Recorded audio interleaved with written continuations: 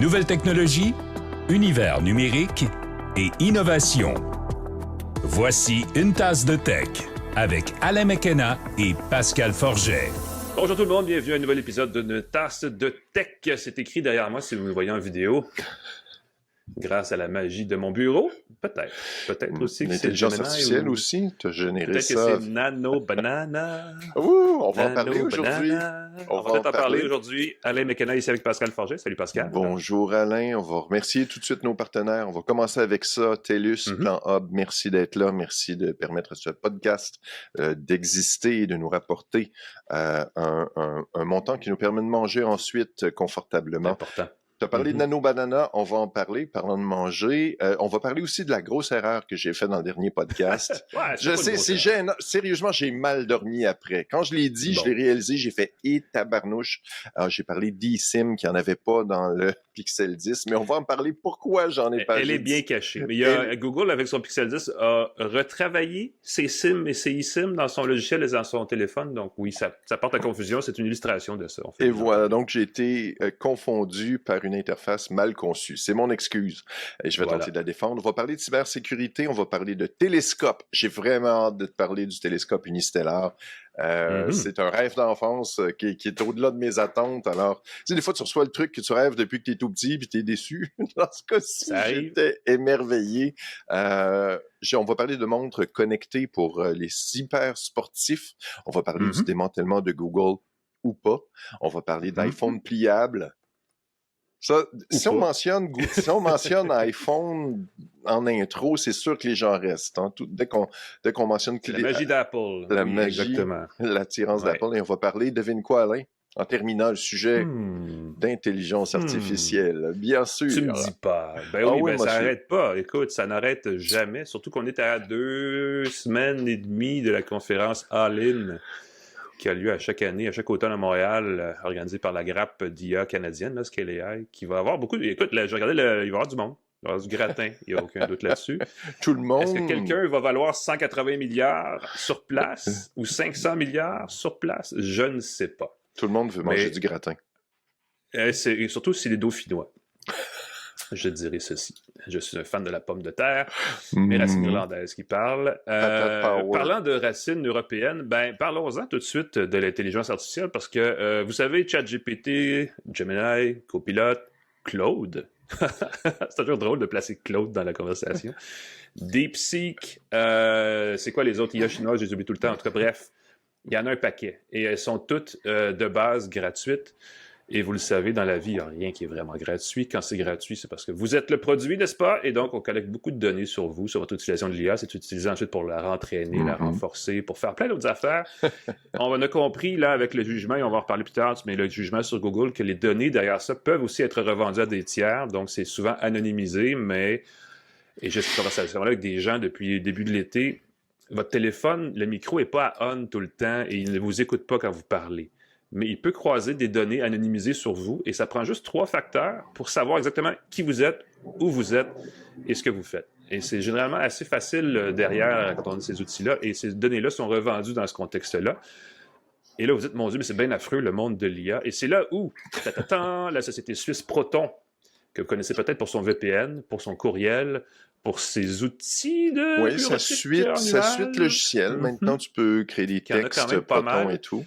Qui se positionne comme un défenseur de la vie privée de ses utilisateurs et de la confidentialité de ses outils, vient de lancer une IA qui s'appelle Lumo 1.1, qui se veut la première, probablement pas la première, mais une IA générative entièrement confidentielle.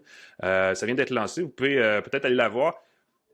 Vous n'êtes pas le produit parce qu'elle n'est pas gratuite. Il faut payer, il faut être un membre. Faut avoir je pense que c'est la Proton Pass Plus, qui coûte une dizaine de dollars par mois, je pense, pour utiliser Lumo. Par contre, l'échange que vous faites avec Lumo est chiffré de bout en bout, confidentiel à 100%. Proton n'a aucune idée de ce que vous faites avec son outil. Donc, on respecte à ce niveau-là la confidentialité de la conversation. Les données ne sont pas accumulées, sont, je veux dire, flushées, sont évacuées après une session. Donc, c'est quand même un outil qui se veut privé, une IA qui se veut privé. Apple pousse aussi beaucoup là-dessus. Et vous le savez, quand Apple... En fait, c'est ça qui est l'ironie de la chose, c'est que quand l'Apple Intelligence sur votre téléphone, sur votre Mac ou peu importe, n'arrive pas à trouver la réponse, elle dit « Est-ce que vous voulez que j'aille sur ChatGPT? » Et là, vos données sont partagées avec OpenAI. Donc oui, il y a un niveau là, mais c'est jamais aussi sûr qu'à 100% sûr. Et là, on dit, essayez ça, l'humour 1.1, c'est confidentiel de bout en bout.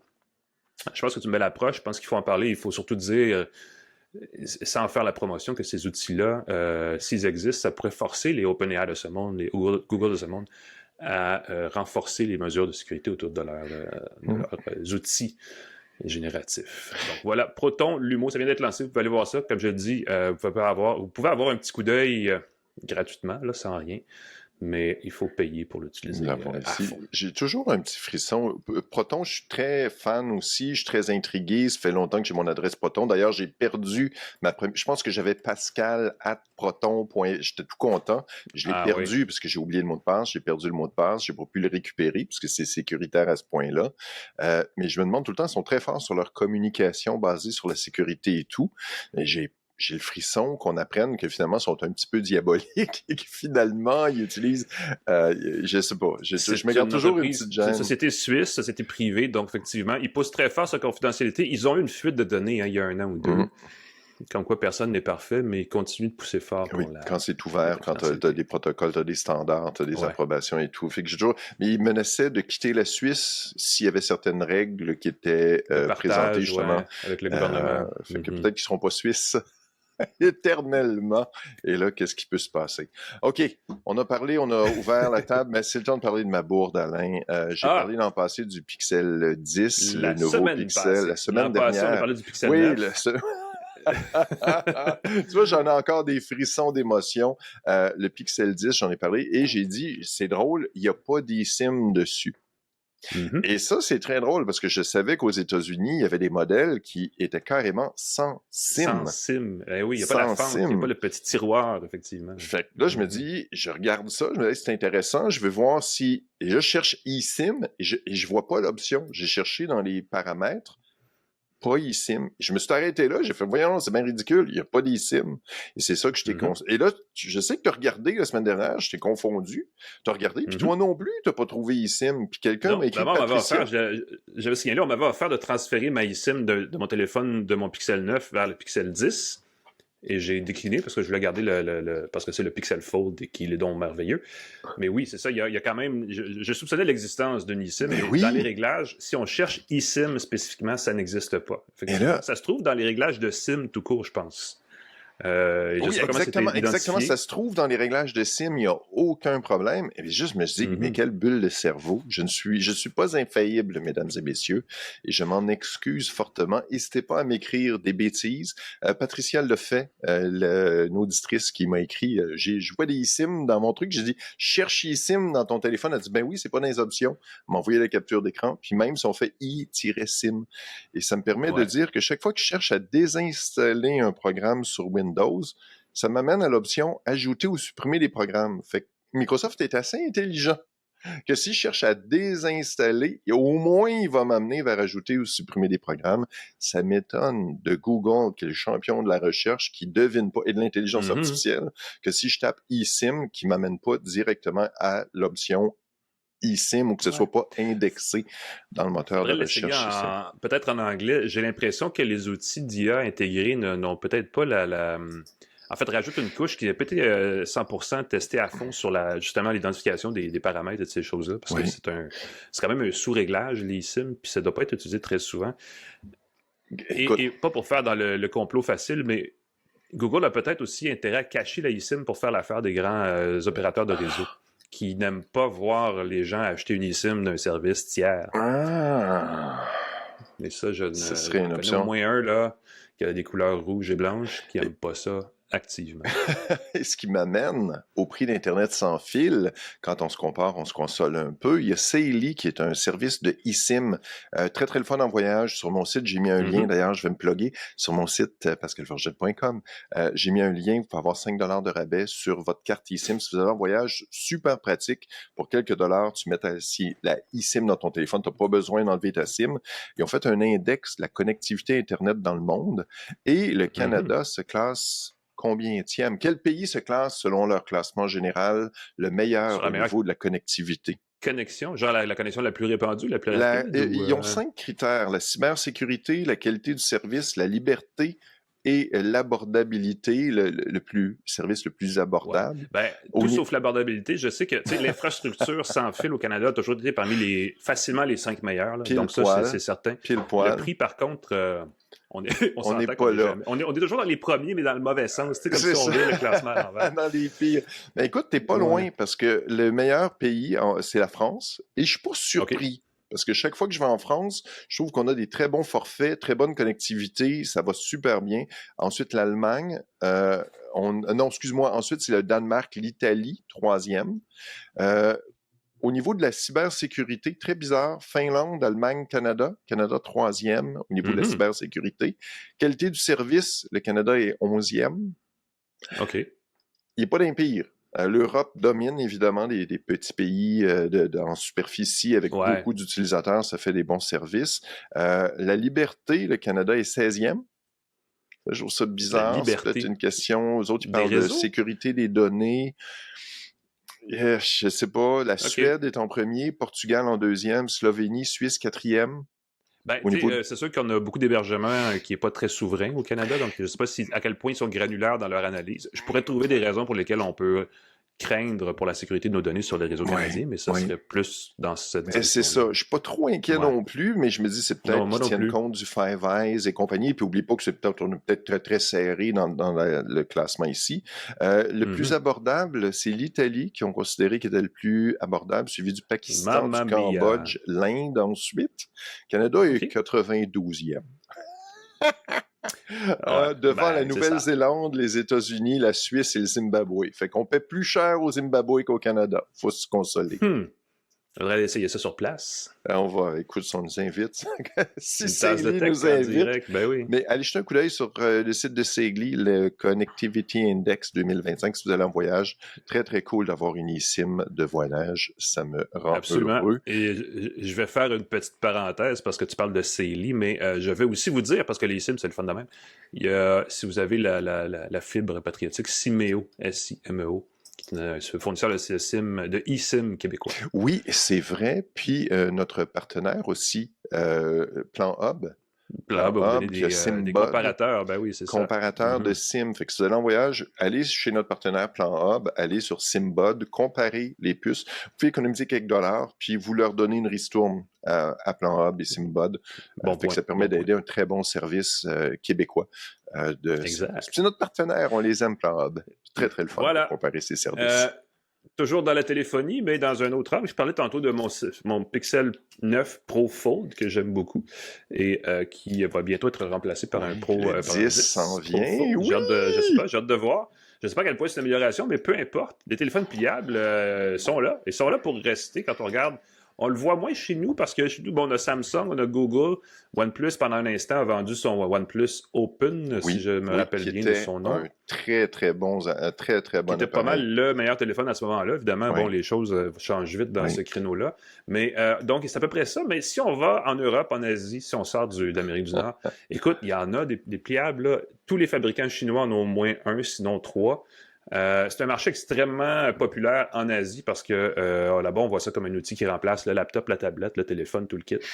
Et ça revient... Bon, ça reste un outil de luxe parce que c'est vendu cher, mais quand ça remplace 3 appareils, il y a quand même une valeur économique là, qu'on peut arriver à faire.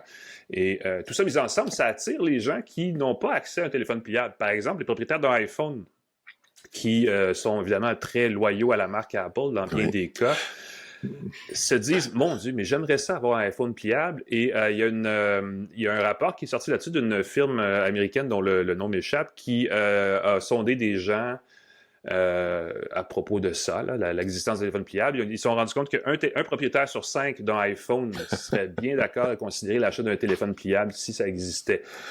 Et là, vous comprenez que dans ma phrase, il y a des bémols. Ce que ça veut dire, c'est que si Apple sortait un iPhone pliable, il y a bien du monde qui serait intéressé. Ben oui. À date, c'est comme ça avec Apple, évidemment, il n'y a pas de plan. Et ils n'ont pas annoncé de plan. Il y a des rumeurs comme quoi qu'on pourrait avoir un iPhone pliable à l'automne prochain, à l'automne 2026. Ce qui serait pas farfelu parce que je parlais de ça avec je ne sais plus trop qui cette semaine. Quand le premier iPhone est sorti en 2006, alors quelqu'un qui m'expliquait comment Microsoft a raté le virage du iPhone et qui me disait Microsoft, s'ils avaient eu un téléphone intelligent à l'époque, ils auraient volé le marché. Et là, c'est ça, c'est que les gens oublient qu'avant l'iPhone, ben, pas tous les gens, parce qu'il y en a qui le savent, mais avant l'iPhone, ça existait des téléphones intelligents. Oui. Il y avait Windows Mobile ou Windows Phone, dépendamment de l'année. BlackBerry, il y avait Sony Ericsson, il y avait Nokia, il y avait une gang à faire des téléphones avec ou sans clavier, avec écran tactile. Il n'y avait pas l'application. C'est ça la beauté, c'est l'App Store. C'est ça qui a la boutique d'application. Oui. L'écran tactile peut-être plus réactif aussi. Bref, il manquait des morceaux, c'est pas parfait. Mais tout ça pour dire qu'Apple n'arrive pas toujours en premier. On a comme tendance à oublier ça, mais c'est souvent ça qui arrive. Ils arrivent toujours à le marché est juste assez mûr pour avoir une grosse croissance, mais pour que les coûts de développement aient été absorbés par quelqu'un d'autre. Donc, si j'avais à dire, ce serait raisonnable d'imaginer qu'il y aura un iPhone pliable à l'horizon relativement rapproché, mais que c'est normal qu'il n'y en ait pas déjà un. Et là, on commence à sentir une demande chez ses clients, donc peut-être qu'Apple va finir par réagir. Bref, peut-être pas d'iPhone 17 pliable la semaine prochaine, mais l'année prochaine, prenez des notes, ça s'en vient peut-être. Est-ce que tu vas te précipiter pour acheter le iPhone pliable de première génération alors que le Samsung est rendu à sa 6e, OnePlus sa 3e, Google va être rendu à sa... Écoute, c'est ça qui me fait peur. 3e aussi, c'est une bonne question parce qu'on sait que la première génération des produits, peu importe la marque, c'est souvent... c'est rarement la meilleure. C'est rarement... Sauf la Chevrolet Bolt. Et là, je vous réfère vers un podcast de char qu'on a aussi chez Cogeco, mais ce serait une autre conversation sur pourquoi cette voiture-là, la première génération, était meilleure que la deuxième. Parlant de OnePlus... Toujours dans la mobilité. Toujours dans la mobilité. Restons dans la mobilité. On parlait pas du tout de OnePlus. On va changer le sujet. OnePlus et Hasselblad, qui depuis le OnePlus 9 collaboraient ensemble pour améliorer le traitement numérique des photos. Et ça, c'est quelque chose qu'on oublie souvent que... Souvent, les téléphones intelligents ont le même capteur, c'est souvent Sony qui le fait. Un capteur 48 mégapixels maintenant qu'on voit partout. Exactement. Fait que le même téléphone va donner des photos différentes en fonction du traitement numérique de l'image. Le computational photography, fait comment on retouche, comment on ajuste les couleurs, comment on fait toutes sortes de trucs avec ça. OnePlus, pour se démarquer d'Apple et Samsung, qui avaient un petit avantage là-dessus, ont collaboré avec Hasselblad, qui est une compagnie de photos légendaires, d'appareils photos légendaires. Ils ont annoncé, le patron Pete Lau, qu'il se séparait. Il quitte à l'amiable, c'est pas une chicane, il remercie pour la collaboration, tout le travail qu'ils ont fait ensemble pendant 5 ans. Mais là, ils mettent de l'avant leur OnePlus Detail Max Engine. Ma théorie là-dessus, c'est que les gens d'Hasselblad sont frileux parce qu'ils ont fait un deal avec Nokia il y a plusieurs années aussi, à l'époque où il y avait un téléphone sur lequel tu pouvais coller des endos, dont un appareil photo dont l'objectif Oui, Hasselblad. C'était pas LG? C'était le Lumia, le Nokia Lumia 1520, je pense. Oui, il était fort cet appareil-là. 1020? En tout cas, mais c'est ça. Ça a bien l'allure, 1020. Et Hasselblad a une extrêmement bonne réputation dans la photographie, donc c'est un bon coup pour OnePlus, mais à mon avis, c'est ça qui est arrivé. C'est Hasselblad dit fait que je pense que c'est ça la théorie derrière, mais on le saura peut-être jamais. Ben oui, puis on va le voir. Effectivement, ça ne veut pas dire que les téléphones OnePlus ne seront plus... c'est ça, la qualité va... Mais encore une fois, s'ils développent leur propre moteur, encore une fois, leur propre branding... le Detail Max Engine, j'ai bien hâte de voir ce que ça va faire. Ils vont sûrement ajouter l'intelligence artificielle là-dessus. En même temps, veux-tu tant que ça de l'intelligence artificielle dans ces photos? Non, mais il n'arrête pas de nous l'enfoncer dans la gorge. Alors, on veut améliorer des détails, mais on en invente qui n'existent pas. Il y a quelqu'un qui avait fait une photo, il a fait circuler sur le web, c'est une photo zoomée, et ils ont transformé la cime d'un arbre en oiseau perché sur l'objet. Des fois, il y a des trucs comme ça qui sont inventés. Mais pense à tous nos souvenirs des années 80. On peut maintenant, grâce à Gemini et Nano Banana, fusionner et créer des styles fidèles à une autre époque. Oui. Donc, on peut reculer. J'ai hâte d'avoir un iPhone dans mes mains en 1984 dans ma photo de souvenir de quand j'avais 8 ans. Je sais pas, mais oui, puis c'est fou comment l'intelligence artificielle intégrée aux photos comme ça. Je comprends que ça permet comment je te dirais, de t'amuser, mais la question, c'est en quoi ça contribue à l'humanité, dans le sens où à quoi ça te permet d'économiser de l'argent ou de te rendre service, ça te divertit, ça te permet de transformer la réalité. Tu peux faire disparaître des rides, tu peux t'enlever des livres, tu peux faire bien des choses avec l'IA dans ta photo. J'ai découvert récemment j'ai vu une photo récente d'une personne et la photo qu'elle mettait dans son profil LinkedIn, c'était 2 personnes complètement différentes. Là, c'était pas parlé sur LinkedIn, là, on s'entend un profil professionnel, ça devrait te ressembler un petit peu. Ben oui. C'est ça, tu veux peut-être te prendre ta meilleure journée, peut-être, dans mon cas, me rajouter des cheveux. Mais tu veux que ça soit ta face. Et là, c'était une personne complètement différente qui était sur la photo de profil. Et d'ailleurs, il faut que je le dise, avec Nano Banana, je me suis amusé parce que la persistance des photos, tu peux générer une photo ou prendre une de tes photos et dire « change la couleur de mon chandail ». Ça m'avait émerveillé, ça fonctionnait très bien. J'ai pris une photo, j'ai changé les chaussures, le pantalon, j'ai changé tout ça. J'ai pris une vieille photo que ma mère m'a envoyée. Qui était mauvaise résolution, des taches dessus. Et là, j'ai dit, OK, améliore la photo, améliore la résolution. Et là, à un moment donné, pouf, mon visage a complètement changé. C'est devenu ils ont oublié quelqu'un d'autre. Et là, je me dis, attends, c'était ma sœur, mon frère et moi. Ma sœur, mon frère sont pareils, mais moi, j'étais devenu une nouvelle personne. Et là, j'ai fait, oups. Et en demandant à Google, il paraît que c'est les frontières de la technologie. Oui, c'est ça. Ben oui, les chercheurs en IA disaient, tu sais, on est toujours à l'avant-scène, on est les premiers, on est des pionniers. Alors des fois, on tombe en bas du précipice. C'est ça. Sur le bord. Fait que, comme assistant fiable, on n'est pas encore là. Tu sais, si ça te donne des bons résultats, tu t'y fies, puis tout à coup, il dit complètement n'importe quoi. C'est pas super bon. Non, mais parlant de Google. Ben oui, parlant de Google. Il y a eu une grosse nouvelle cette semaine parce que bien des gens se demandaient si est-ce que le fait que Google ait un quasi-monopole ou en tout cas utilise des pratiques jugées anticoncurrentielles par la justice américaine, est-ce que ça allait amener au démantèlement d'Alphabet, qui est le holding, la super société mère de Google? Ben non. On se demandait, parce que toutes les rumeurs abondaient, est-ce qu'on allait vendre Chrome, est-ce qu'on allait se débarrasser de YouTube, est-ce qu'on allait défaire la régie publicitaire en arrière-scène, parce que tout ça sont des morceaux d'une stratégie d'affaires qui fonctionne très bien chez Google, n'est-ce pas, et qui, dans bien des cas aussi, nuit à l'essor de concurrents de taille comparable. Eh bien non. La justice américaine cette semaine a rendu un dernier jugement dans le fond là-dessus. Ils ont dit non, finalement, avec la montée des IA génératives qui offrent une concurrence quand même assez intense au moteur de recherche de Google en fournissant des recherches sans passer, des réponses, disons, aux questions des internautes sans passer par la navigation web traditionnelle. On vient de créer des concurrents qui sont capables de survivre à la position actuelle de Google. Donc ça, et c'est entièrement vrai et légitime. Mais ça ne veut pas dire que les autres moteurs de recherche continuent vont avoir plus de place pour travailler. Mais clairement, on sent que la technologie évolue vers autre chose et que le moteur de recherche, c'est juste un outil parmi tant d'autres pour obtenir l'information. Oui. Ça a vraiment évolué. On a quand même imposé certaines limites à Google.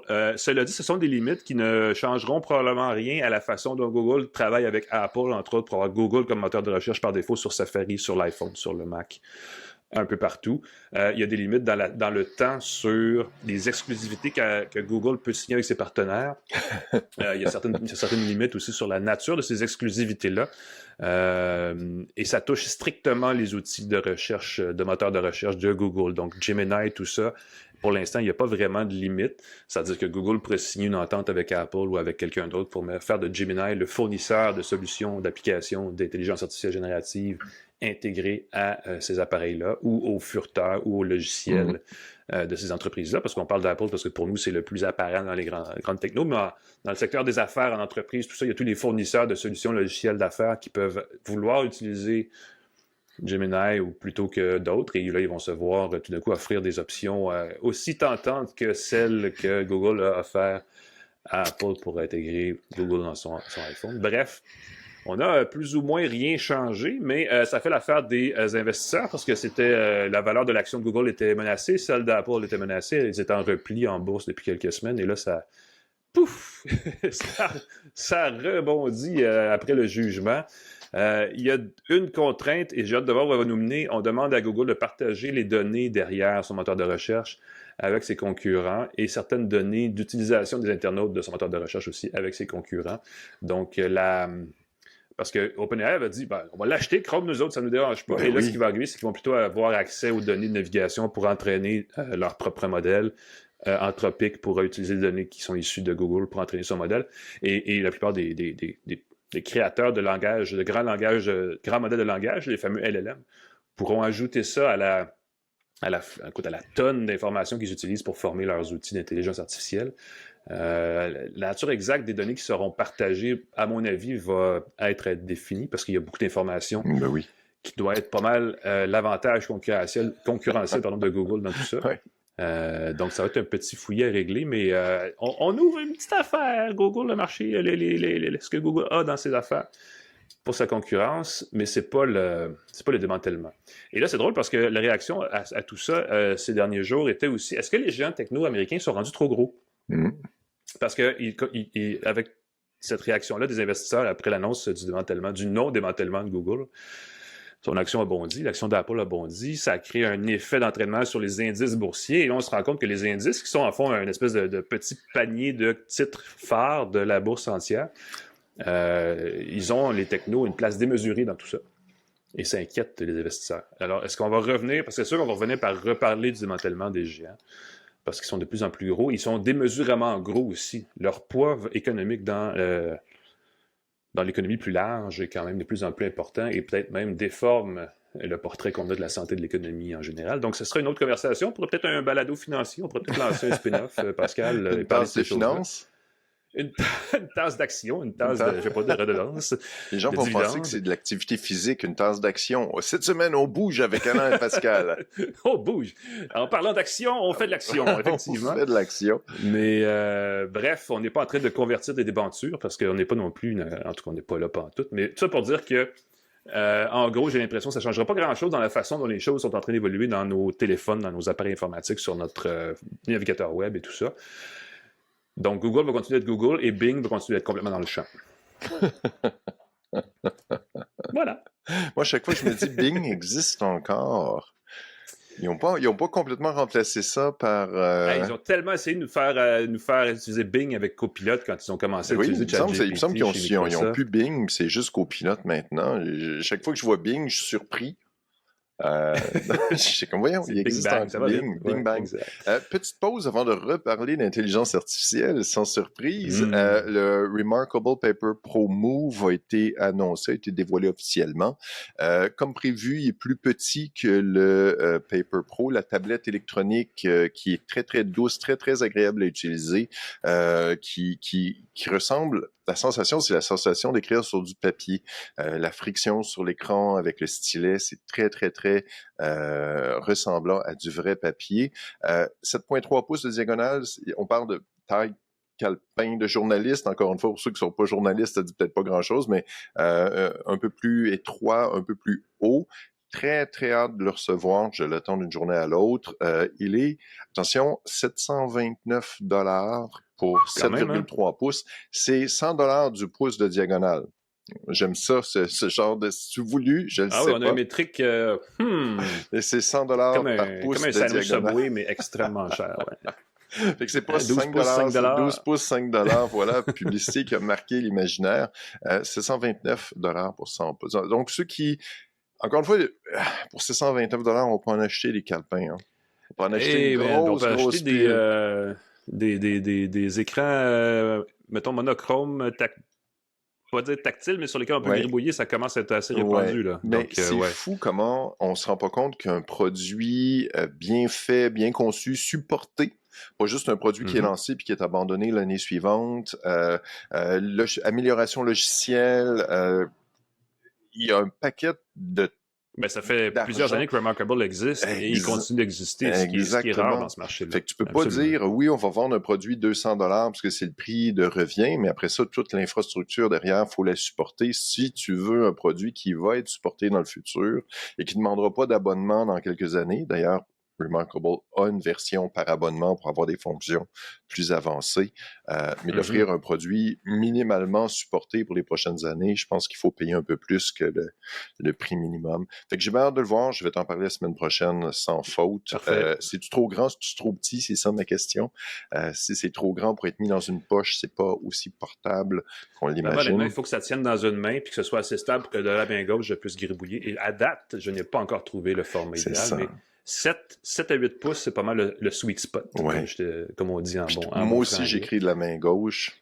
Fait que j'ai hâte de voir. Ouais, ben c'est ce qui est étonnamment complexe quand on veut virer numérique. C'est quoi qui est bien? Je pense que c'est peut-être une affaire de gaucher. Les gauchers vont peut-être me dire que c'est ça. C'est que quand tu écris t'es gaucher, t'as toujours la marge.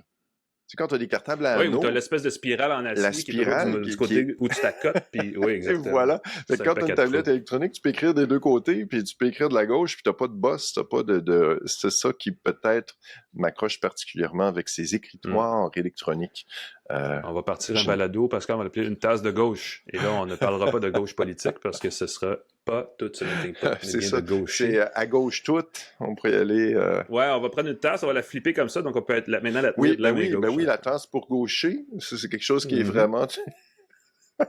Voilà, et on va la vendre plus cher. Comme un set de golf de gaucher. Et tu sais que c'est très drôle parce que quand tu fais imprimer des logos, des motifs sur les tâches, quand t'es gaucher, c'est fâchant parce que tu le vois pas, il est pas dans le bon sens.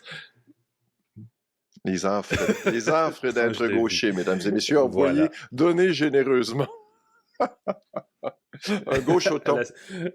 Exactement, on va faire ça.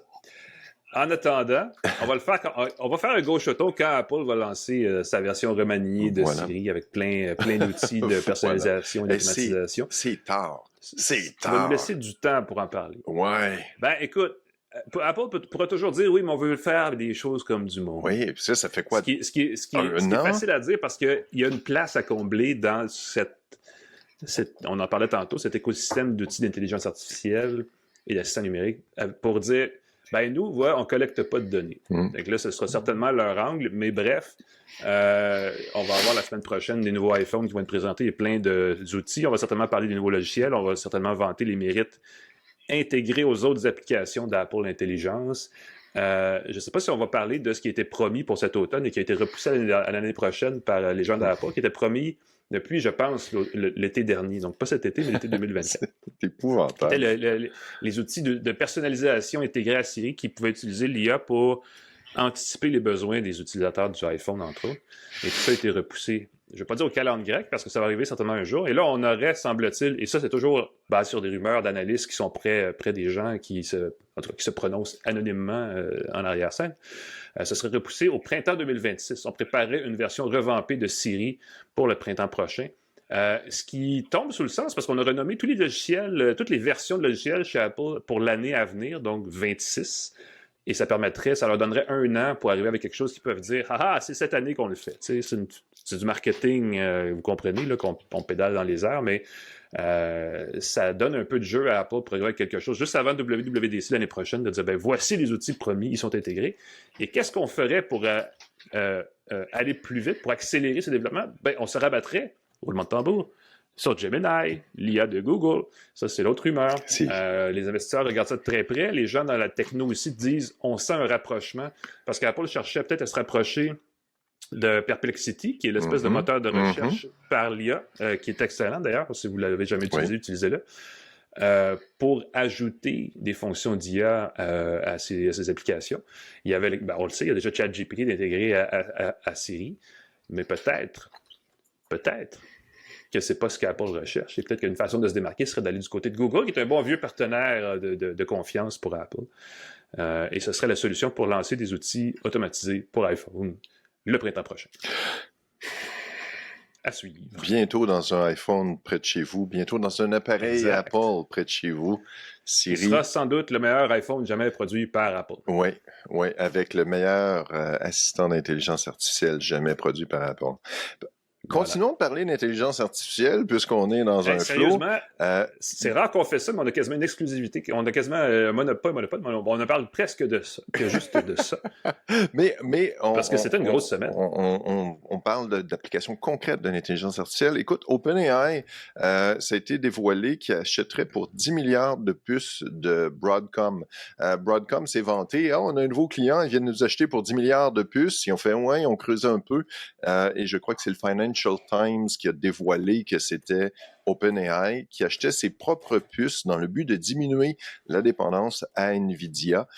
Ces puces-là seraient utilisées pour un usage interne. Et ça, je trouve ça très drôle parce qu'encore une fois, le fait, ça a l'air que le patron de OpenAI dit que c'est Sam Altman qui dit on est limité parce qu'on n'a pas assez de GPU, on n'a pas assez de cartes graphiques.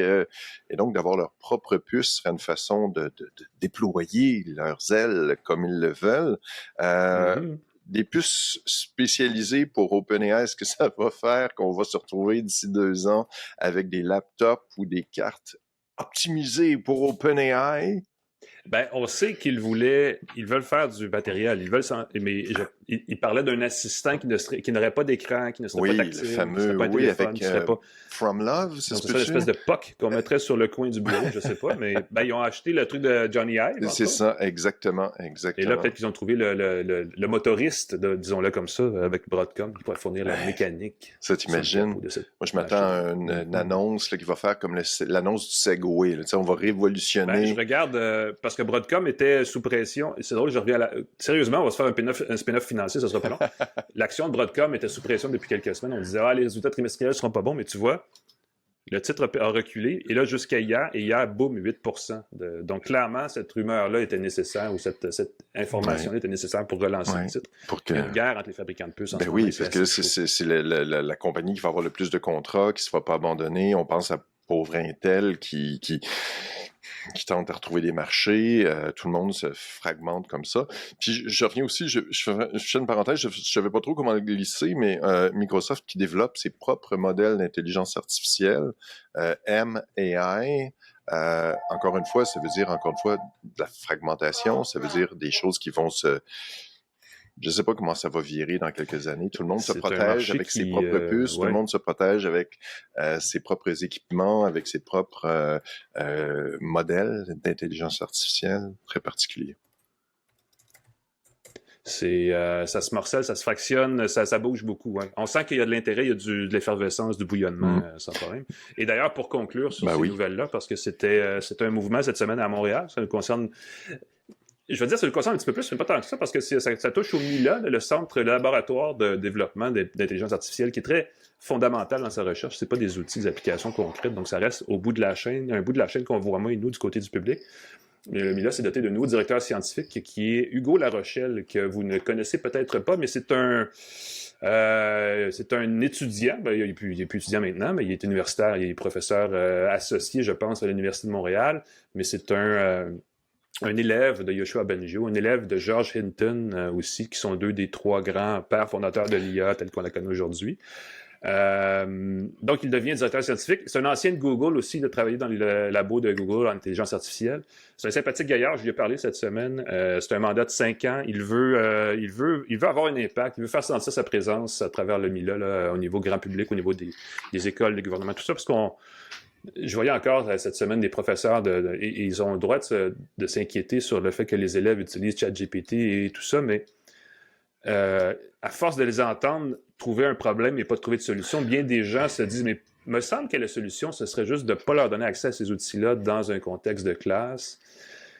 Et là, ça relance la conversation. Et je pense que l'arrivée de M. Larochelle au MILA va nous permettre de l'asseoir, lui, avec quelques professeurs qui sont dans le pétrin et de discuter des solutions à ça. Parce que c'est un peu ça qu'il souhaite. Indirectement, le MILA n'a pas ce mandat-là spécifiquement, mais il espère aussi, évidemment, faire avancer la recherche en IA, une IA éthique et responsable, très montréalaise, n'est-ce pas, dans l'approche. Là aussi, il y a beaucoup de travail à faire, notamment pour ne serait-ce que créer un standard universel de marquage, d'identification des éléments, des textes, des photos, des vidéos générées par l'IA, pour qu'on sache quand c'est du vrai stock, quand c'est pas du vrai stock. Bref, gros mandat malgré tout, je pense. Ça paraît pas parce que le Mila est un petit peu en retrait du grand public, là, de la vitrine grand public. Mais on va suivre ça de près. C'est, à mon avis, une bonne nouvelle. C'est des gros cerveaux qui sont de plus en plus concentrés au Mila, qui est le plus gros centre en son genre au monde, by the way. 1500 de mémoire, là, je pense que c'est 1500 chercheurs affiliés. C'est une grosse affaire. À suivre. Voilà. Et ça met fin à notre actualité de la semaine. Si vous avez le goût d'entendre parler de plus d'intelligence artificielle, je vais vous dire revenez la semaine prochaine parce qu'on va parler d'autres choses pour finir le balado. Exprès, là, hein? On aimerait ça. On suit l'actualité comme tout le monde. Peut-être un petit peu plus que d'autres parce que c'est quand même ça notre beat. Mais bref, on prend un petit respire, on remplit nos tasses. J'ai même pas de tasse. Je vais me chercher une tasse. On prend une micro-pause. Vous allez écouter notre fameux jingle de la semaine de balado d'une tasse de tech et on vous revient après avec nos essais de la semaine. Restez avec nous. De retour à Une tasse de tech avec Alain McKenna et Pascal Forget. Eh bien, nous revoilà à Une tasse de tech avec nos gadgets de la semaine. On sort un peu du cadre. Hein, cette semaine, on a des gadgets qui sont amusants, divertissants, longuement attendus. Dans mon cas aussi, en fait, dans le tien, certainement, et que j'ai pu essayer très brièvement, mais j'ai hâte d'entendre ton rapport détaillé sur ce télescope du futur. Ah, c'est tellement drôle. J'ai fait l'essai du Unistellar Odyssey Pro, ou le Odyssey Pro de la compagnie Unistellar, une compagnie française, qui fait des télescopes. J'ai grandi sur le bord d'un lac, Alain. Je rêve depuis que je suis tout petit d'avoir un télescope. Et le télescope le Odyssey Pro m'a émerveillé. C'est comme au-delà de toutes mes attentes. Là. J'ai passé mes vacances sur le bord d'un lac aussi à regarder les étoiles filantes parce que c'est les Perséides au début août. Et je me dis, waouh, avoir eu un télescope comme ça, j'aurais certainement été extrêmement émerveillé. Oui, parce que c'est pas un télescope de pirate. Là. C'est pas un petit truc qu'on déploie pour espionner sa voisine ou voir de plus près des oiseaux. Non, mais tout le monde a des télescopes pour ça. Voyons, dans les édifices du centre-ville. Oui, comme un pirate, là, clac, ben oui, que tu déploies, c'est pas ça. C'est une espèce de tube. Écoute, c'est un tube qui a un diamètre de 8,5 cm. Oui, ben, c'est l'apparence d'un télescope sur pied, comme on utilise pour regarder les étoiles. Mon garçon en a un, mais c'est un 100% optique. Donc lui, il est numérique. Hein, c'est ça, il est numérique dedans. Fait que t'as pas besoin... Il y a le modèle Pro qui a l'oculaire dedans qui permet de regarder dedans pour voir. Ceux qui nous regardent sur YouTube, vous me voyez en train de simuler une observation astronomique. Tu peux regarder dedans, mais on s'entend que c'est pas confortable. Si tu veux regarder, c'est pas confortable. T'es courbé, tu peux l'ajuster, tu le poses sur un trépied. Je montre juste le télescope, il pèse quelques kilos, on peut le transporter dans un sac à dos facilement. Fait que disons, on va en randonnée. C'est sûr que c'est un poids supplémentaire, mais si on s'en va dans un endroit où le ciel est dégagé, il n'y a pas de lumière parasite, on peut capoter complètement, regarder le ciel. Ce qui est fantastique, c'est que le télescope est associé à une application. Et on se rend pas compte comment pointer. Puis ceux qui utilisent le super zoom de leur appareil photo, dès que tu commences à zoomer un peu trop, c'est très difficile à la main de pas trembloter. Le moindre tremblement se reflète.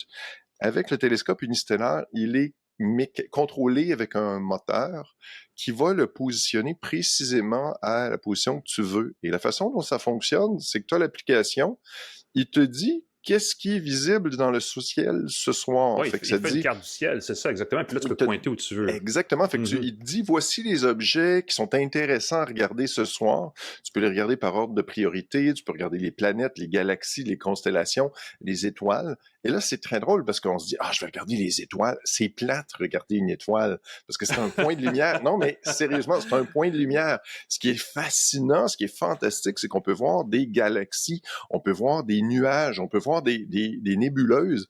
Et là, écoute, je capotais ma vie. Puis quand on regarde les planètes, ce qui est fascinant, c'est qu'elles sont pas toutes visibles le soir de ma première observation. Les planètes étaient pas disponibles. Les planètes étaient pas disponibles. La Lune était elle était occupée. Il y avait une petite pancarte qui on est fermé. C'est ça, les planètes étaient parties en vacances. Ils étaient pas revenus. Mais la fois suivante, j'ai pu obtenir des trucs hallucinants. La galaxie du tourbillon, la nébuleuse de l'Altaire, le grand amas d'Hercule. Et ce qui est fantastique, c'est que ça utilise le traitement d'image. On parlait tout à l'heure du traitement d'image qui est nécessaire. Ce que ça fait, c'est que les capteurs dans le télescope vont accumuler lentement de la lumière et vont obtenir une image de mieux en mieux. Puis après un certain temps, ça varie un petit peu, 2-3 minutes, des fois un peu moins, on obtient les images qui sont, comment je dirais, améliorées avec le traitement de l'image. Optimisé, parce que c'est vraiment, on va chercher la meilleure image possible, en fait. Exactement. Puis en quelques minutes, on obtient des images qui m'ont vraiment fait, là, wow! Pour les planètes, c'est complètement capoté. En ce moment, moi, la première chose que j'ai voulu voir, c'est Saturne. Je voulais voir Saturne. Vas-tu croire qu'en ce moment, malchance de malchance, les anneaux de Saturne sont plats face à nous. Fait qu'on les voit pas. Fait qu'on les voit peu. On voit, au lieu de voir les anneaux, on voit une espèce de ligne. C'est comme si c'était un point avec deux petites lignes chaque côté. C'est pas la meilleure... ça va être en 2032 que l'anneau va être pleinement visible. C'est un cycle de 19 ans, 20... ceux qui sont en astronomie vont dire, mais écoute, c'est un cycle qui est assez long, mais en 2023, on devrait commencer à avoir un peu plus d'anneaux. J'ai pas pu voir Jupiter très bien.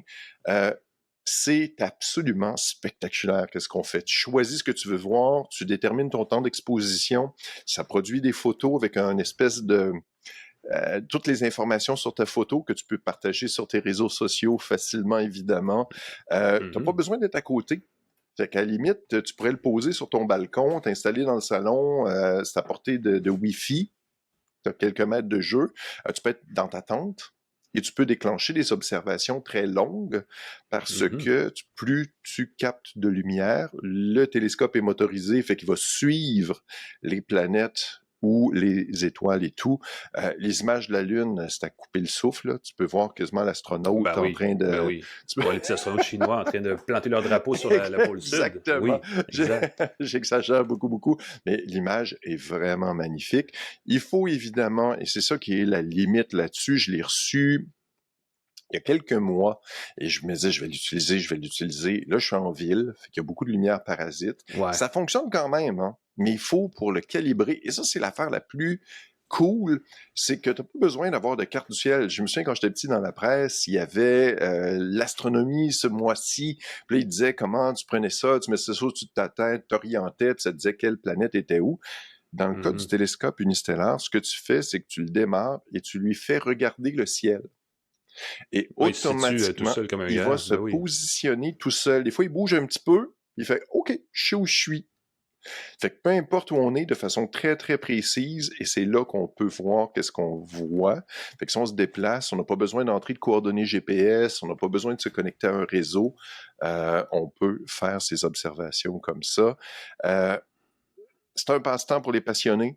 Faut le dire, c'est un achat important. Quand tu vas voir le prix, tu vas tomber en bas de ta chaise, mais il faut s'assurer que la météo coopère. Tu sais, si c'est un ciel bouché, de la pluie, s'il fait pas beau, c'est pas facile. Il faut pas qu'il fasse trop chaud, pas trop froid. Moi, je me suis fait bouffer par les moustiques, mais solide.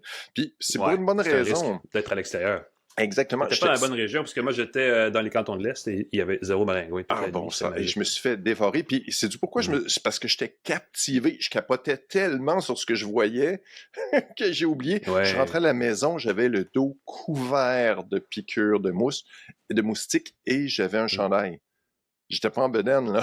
J'avais le dos dévoré par des moustiques. Fait qu'il faut avoir un minimum de pollution lumineuse. Il faut pas avoir d'obstacles, parce qu'encore une fois, si t'es en ville, puis t'as une grosse lampe de ton voisin ou un building qui bloque certaines observations, c'est pas évident. Et évidemment, il faut que tu regardes la météo. Faut que tu regardes le ciel astronomique. Il faut que tu vois quelles planètes sont visibles dans le ciel, à quelle heure, ce qui peut demander de te lever très tôt, de te coucher très tard. Écoute, si vous êtes, par exemple, professeur au primaire, parce que c'est la meilleure place où émerveiller à chaque année, de façon régulière, répétée des enfants, ça vaut la peine. Oui. Parce que ça ouvre, ça éclate le cerveau des jeunes. C'est complètement fou. Voir les étoiles, en gros. Là, puis il y a des soirs, j'ai eu la chance, il y avait les planètes qui succédaient, là, Vénus, Jupiter, Saturne, il y avait Mars qui était visible. J'ai obtenu des images là-dessus. Il y avait des nuages, c'était pas terrible. Là, je rêve d'avoir des meilleures conditions d'observation pour prendre des meilleures photos de différentes constellations ou galaxies. Combien ça coûte pour ce rêve devenu réalité? 6 000 $. 6 000! 6 000, Alain. Tu as la version... Là, on peut s'acheter une fusée, là. Tu peux quasiment te rendre sur la planète pour à peine plus cher. On exagère totalement. Il y a le modèle qui n'a pas d'oculaire. Et je vous le dis, c'est à considérer. Parce que c'est sûr qu'on a toujours le romantisme de vouloir regarder dans l'oculaire. Personnellement, quand j'ai vu ce que je voyais dans mon téléphone ou dans ma tablette, je me penchais plus pour regarder dans l'oculaire. Je laissais le télescope, je m'assoyais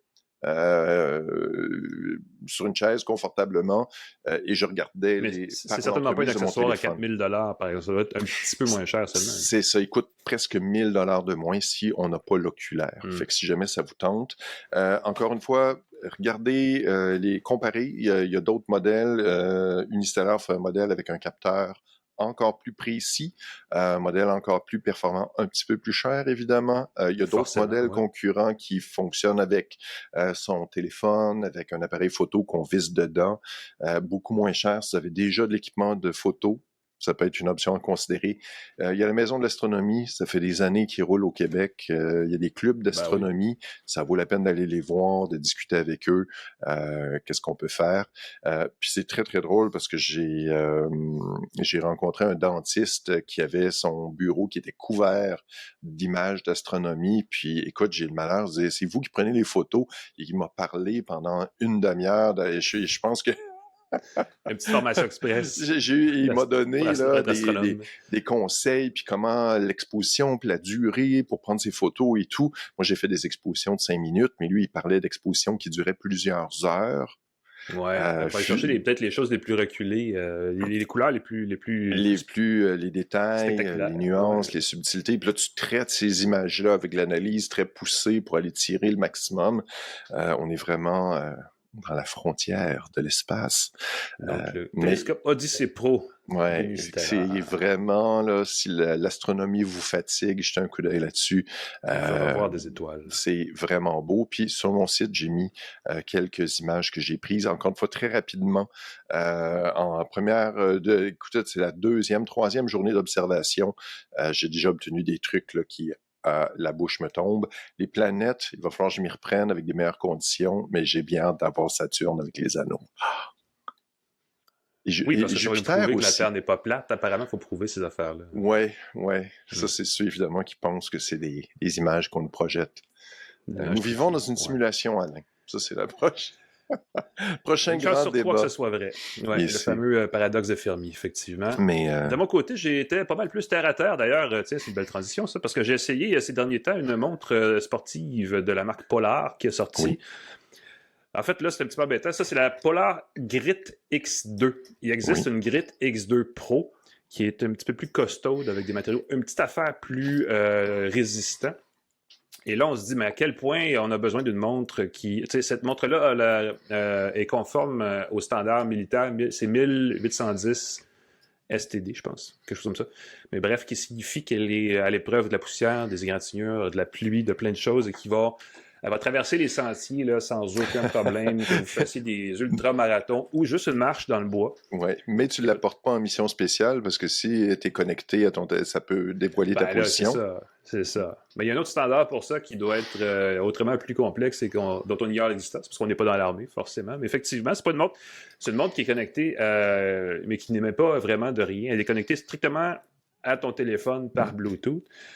Et d'ailleurs, c'est une limite de la montre, je peux le dire tout de suite, elle est très peu connectée au sens téléphonique du terme, c'est-à-dire qu'il n'y a pas de musique embarquée, il n'y a pas d'application, d'alerte, c'est pas une Apple Watch, c'est pas une montre Pixel de Google ou une montre Wear OS ou peu importe.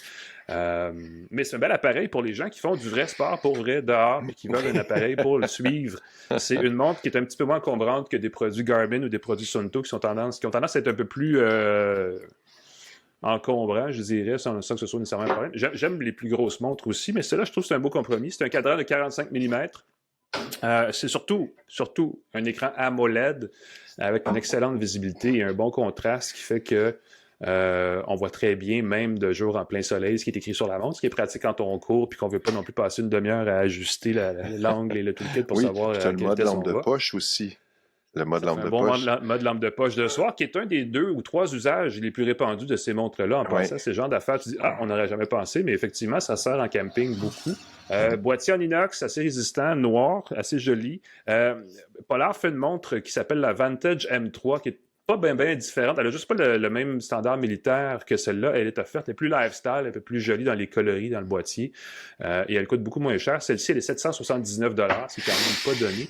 Mais c'est le prix à payer pour des montres nichées comme ça. C'est une montre qui est faite pour les gens qui se déplacent beaucoup. Vous pouvez faire du vélo, mais j'ai trouvé, dans mon cas, surtout que pour la course en sentier, quand vous allez quelque part et que vous perdez le signal cellulaire, elle fait la job. Elle n'a pas besoin de ces choses-là. Donc, vous pouvez aller faire le Mont Harford et vous perdre. Vous pouvez aller faire la montagne qui fera votre choix, là, le parc fédéral ou le parc national ou provincial que vous voulez. Ça marche très bien.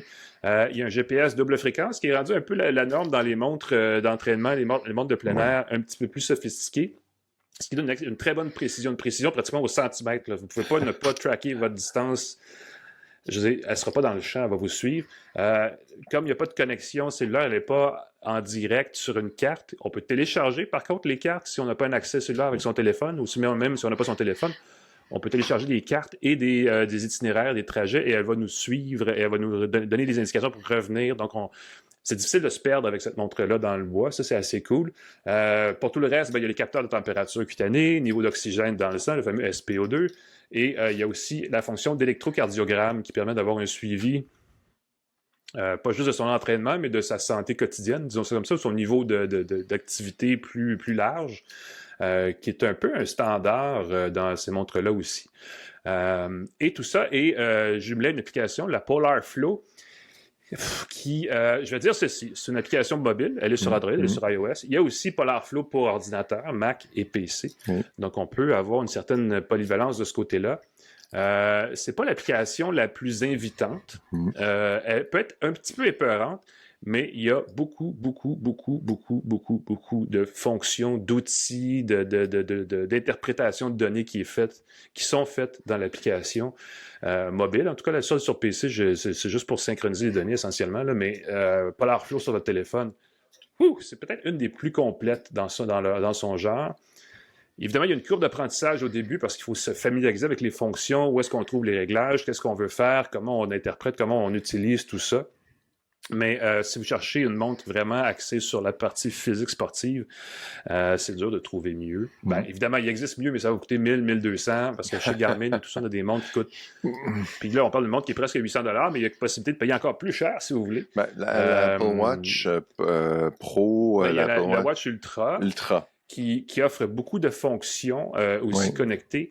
Et il y a différentes écoles de pensée là-dessus. C'est sûr que la Ultra, j'ai la 2, je la compare avec, et j'aime beaucoup la Ultra. J'aime beaucoup la Ultra pour sa connexion cellulaire permanente. Et la partie que j'aurais aimé avoir, puis tu fais bien en parler sur la Grit et sur les montres Garmin et toutes ces montres-là, c'est la capacité d'écouter de la musique, en fait. C'est un peu niaiseux. Je mets des écouteurs, et pouf, mets de la musique sur la montre. Et là, on a une conversation intéressante comme outil que moi, j'utiliserais personnellement, mais je sais qu'il y a bien des gens qui ne sont pas adeptes de ça. Je sais qu'il y a bien des gens qui vont courir un 20 km, qui vont courir un peu plus, ou vont faire, je sais pas, une randonnée de vélo, peu importe, et qui vont vouloir avoir l'expérience, des puristes, l'expérience la plus naturelle possible. C'est pas moi. Moi, même, je faisais du kayak là, cet été, et c'était avec les écouteurs, la musique, mes écouteurs ouverts, donc j'entendais aussi les gens autour, et l'éventuelle baleine qui voulait me manger, quoi que c'est jamais arrivé. Mais bref. J'imagine en train de courir, en train d'écouter du Bon Jovi, je sais pas pourquoi. Oh! Je te juge. Mal. C'est pas mon préféré, Bon Jovi. Et je n'ai rien contre John, qu'on salue, c'est un fidèle auditeur. Moi, l'option qui me manque sur ces montres-là, Polar, entre autres, moi j'ai la grid, le modèle précédent, le X tout court, Grid X. Ce qui me manque, c'est le paiement mobile. Je trouve ça, c'est l'autre truc, c'est ça. C'est les fonctions connectées qui sont que Fitbit a essayé par un bouton d'avoir. Il y a une question de, je sais pas si c'est un standard d'industrie, mais tu sais, les banques canadiennes, les cartes canadiennes sont réticentes à adopter toutes ces plateformes-là. Donc, on est un petit peu à la traîne de ça. Mais effectivement, c'est vraiment juste une montre. Il y a vraiment pas grand-chose à dire à part ça. 5 jours d'autonomie, disons, entre guillemets, là, vous pouvez tricher ou n'avoir moins, dépendamment de à quel point vous êtes dans le bois en train de suivre tous vos signes vitaux. Mais c'est correct. Ce qui est le fun, c'est qu'on C'est un drôle de problème, je veux dire ceci, parce qu'on n'a pas à la charger tous les jours. Donc, on se prend rapidement à ne pas la charger tous les jours. Et éventuellement, on a le problème inverse, qu'on oublie de la charger au bout d'une semaine. Oui. Donc, il faut développer une autre genre de discipline. Mais c'est quand même un petit stress de moins quand on part pour le 3 jours en camping. On a l'heure tout le temps. On a ça. Puis en plus, on peut suivre nos déplacements. Donc, si vous faites je sais pas moi, un sentier des Crêtes quelque part, il y a toujours des sentiers des Crêtes partout, là, pas juste à Charlevoix. Donc, vous pouvez le faire et ne pas avoir de soucis. Vous arrêtez un gîte, vous avez quand même votre montre et tout fonctionne. Ouais, il faut aussi que tu apportes ton chargeur propriétaire. Ben, si vous voulez la charger en route, ça vous prend effectivement l'espèce de connecteur. Mais toutes les montres ont des connecteurs. À un moment donné, il va falloir, je sais pas, là, standardiser. Ces gens-là s'entendent parce qu'on parlait des chargeurs USB-C quand même. Sur les téléphones, sur plein d'affaires, puis les montres ont été complètement évacuées de la conversation, mais oui, il faudrait, parce que si tu oublies ton chargeur, et je suis ce genre de personne qui n'a jamais le chargeur de sa montre quand il le quitte.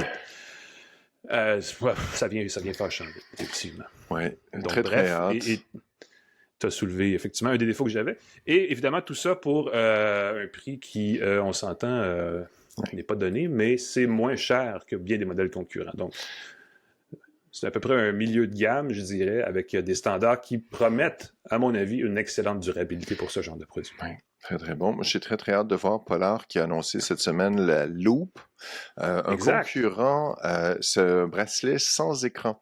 Un concurrent de la Whoop. Ceux qui considéraient le bracelet Loop, parce qu'il n'y a pas d'affichage dessus, qui capte tes données, mais de façon discrète. Le Loop a été annoncé sans écran, sans abonnement, 289 $.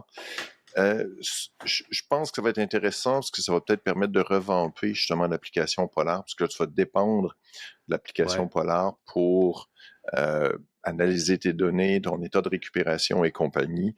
Ben, ça enlève une distraction aussi quand on se promène. Et je pense qu'il va y avoir certainement une demande pour ce genre de produits qui sont pas puristes, qui prennent tes données, mais il n'y a pas l'écran, donc il n'y a pas la distraction de l'écran, il n'y a pas tout ça qui... Fait que je vois les ultramarathoniens un peu hipsters là, de dire, moi, je suis mes données, mais je n'ai pas d'écran. Attention. Ouais. Fait que je pense que c'est une distraction. Je me suis remis à courir au gym et puis ce qui me motive, c'est vraiment nono, c'est que j'ai ressorti ma courroie cardio-fréquencemètre, ma courroie au niveau de la poitrine qui capte mon rythme cardiaque. Puis quand je commence à courir, je me connecte à l'appareil puis je sais pas pourquoi ça me motive. Plutôt que de regarder ma montre à toutes les quelques secondes ou d'entendre des notifications pour me dire que mon rythme cardiaque est atteint, je regarde sur l'écran de la machine et ça me fait... Pourquoi je cours pas dehors? Juste parce que je suis paresseux puis je veux me remettre en forme. Je me suis tellement brisé en courant. Je revis des... Je règle des traumatismes, Alain. C'est bien ça. Il faut courir. Il y a ça. Il y a ce moment-là aussi de décrochage quand on court où on est supposé penser à pas grand-chose à part mettre son pied devant l'autre pied. Et ainsi de suite. J'écoute des podcasts. Moi, c'est pas de la musique autant que des podcasts. Pas de Bon Jovi pour moi. Je veux dire, ceci n'est pas non plus. Qu'est-ce que j'ai des années 80 et 90 dans mes affaires? J'ai certainement... récemment, et c'est drôle, vous essayerez ça, c'est vraiment une façon de planer tout en courant. J'ai mis l'heptate d'harmonium dans mon... Oh! Parce qu'évidemment, avec la disparition de Serge Fiori, ça nous a rappelé l'existence d'harmonium. Et il y a des... L'heptate, c'est quand même assez lent et assez planant et assez relax, mais il y a des bouts, là, où tout d'un coup, t'as un peu plus de spring, un peu plus de ressort dans le mollet, où là, tu te mets à courir, et c'est étonnant. Je veux dire ça. Essayez-le, écrivez-moi. Vous avez le droit d'être pas d'accord. L'heptade pour courir. J'avoue que d'entendre Serge Fiori. Des contre-emplois de certaines choses comme ça, moi, je suis très intéressé, très attiré par ces choses. Où est allé tout ce monde? Je peux comprendre. Tu es en train de courir. Où est allé tout ce monde? C'est mon imitation de Serge Fiori. Non, c'est un album concept, c'est un grand album. Puis si vous arrivez à courir pendant tout l'album, vous avez fait une méchante course parce que c'est 1 heure et... 7-8, je sais. Sérieusement, c'est un 12 km bien senti. Donc, quelle émotion. Mais on peut pas le mettre sur sa Grit X2. C'est ça qui est l'affaire. Il aurait fallu, puis là, ça aurait été... Voilà. Voilà, c'est le tour de Polar. Ça fait le tour de l'émission, Pascal, en plus. Merci beaucoup, Alain. On remercie nos partenaires, encore une fois, TELUS et Plan Hub. Merci d'être là. TELUS pour votre forfait cellulaire, Plan Hub pour comparer vos forfaits, trouver le meilleur forfait pour vous. Cogeco Média pour la mise en onde. Merci de diffuser ce podcast partout où vous pouvez l'écouter sur l'application de votre choix. PascalForget.com pour me lire. Alain McKenna, on peut te lire dans la presse, entre autres. Et toujours ton livre « Payez moins ». J'en glisse un mot. Oui, et je suis en fait en train de travailler sur le suivant. C'est une suite à ce livre-là. Payer Donc, encore si vous moins? voulez payer encore moins, payer moins plus, payer plus moins. Payer plus moins. On va trouver une formule. Faites confiance aux gens qui savent. Mais non, c'est le même concept basé sur un autre créneau, mais je garde le suspense jusqu'à ce que je l'aie écrit parce que ouf, ça s'écrit pas tout seul. Bref, oui, exactement. Merci. Et la presse, tu l'as bien dit. Et est-ce que tu as remercié les gens de Cogeco? Oui, Cogeco Média. Tu étais dans l'une, Alain. Cogeco Média pour la mise en onde partout dans l'univers. Yes, merci. Merci Pascal. Merci à tous de nous avoir encore une fois écoutés. N'hésitez pas à vous abonner, à nous suivre, à vous inscrire. Je ne sais pas comment on peut faire ça, mais faites-le sur les plateformes de balado. Vous allez avoir le plus récent épisode le plus rapidement possible dès qu'on le produit, dès qu'on le dépose sur les plateformes. Parce que vous savez, si vous ne nous écoutez pas, vous manquez vraiment quelque chose. Et vous ne pouvez pas juste vous fier à l'intelligence artificielle. Nous, on est des humains et on vous dit les vraies affaires. Un peu plus qu'on va partir show de radio. En tout cas, j'arrête cela. Je vous souhaite une excellente semaine à tous et on se revoit la semaine prochaine pour une autre tasse de tech. Peut-être en direct de Cupertino. On pourrait parler aussi d'intelligence artificielle. Ou on parlera peut-être d'intelligence artificielle. Salut tout le monde!